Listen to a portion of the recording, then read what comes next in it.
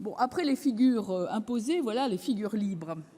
Monsieur le ministre, si l'examen de toutes les missions ayant un lien avec le développement durable et l'écologie le même jour constitue un progrès, il n'est pas possible, à mon sens, de travailler sur le sujet dans le cadre d'un PLF, ni même dans le cadre de la loi sur l'économie circulaire. Je crois que nous devons programmer un débat clair sur la fiscalité verte, de façon à avoir plus de lisibilité et de compréhension, tant les dispositifs sont variés et multiples, et les interventions des uns et des autres multiples et parfois contradictoires. Je pense qu'à l'initiative conjointe de notre commission des finances et de la commission du développement durable, nous pourrions organiser un tel débat qui serait sûrement extrêmement productif.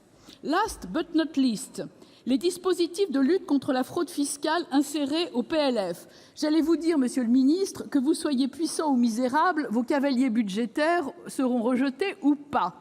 Je parle évidemment du dispositif des collectes de données issues des réseaux sociaux, c'est-à-dire l'article 57. Le Sénat l'a voté avec le bornage bienvenu de notre commission des finances. Et là aussi, je forme le vœu que l'Assemblée nationale conserve le dispositif adopté par le Sénat. Espérons. Je déplore, à titre personnel, vivement le maintien de l'article 61, qui transfère, sans la moindre étude d'impact, les modalités de déclaration et de recouvrement de droits indirects au détriment des douanes. Et le Sénat a supprimé le recours prévu initialement aux ordonnances. Là aussi, merci Monsieur le Président. Là aussi, j'espère que l'Assemblée nationale aura la sagesse de maintenir le dispositif du Sénat. Je crois qu'un recours aux ordonnances pour ce type de procédure n'est pas très convenable.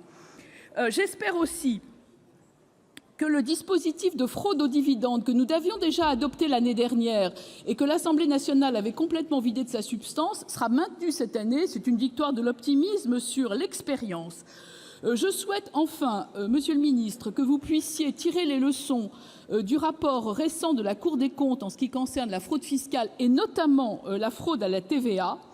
La fraude à la TVA, c'est 15 à 20 milliards et nous attendons toujours l'instauration de logiciels de détection précoce. C'est décidément très, très bruyant, Monsieur le Président.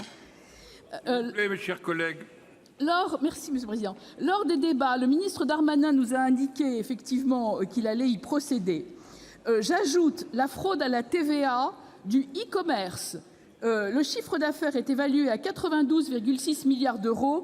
Il m'apparaît plus qu'urgent, Monsieur le ministre, de mettre un terme à ce Far West fiscal. Et je crois que nous avons absolument besoin d'avoir des dispositions rapides.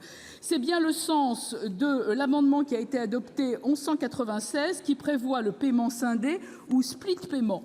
En résumé, monsieur le ministre, le Sénat a fait des propositions et a voté des textes extrêmement sérieux. Le groupe de l'Union centriste votera le budget dans les termes adoptés par la Haute Assemblée. Et j'espère que vous tiendrez compte de nos observations à l'Assemblée nationale et que ce texte reviendra dans des conditions satisfaisantes. Je vous remercie de votre attention. Merci.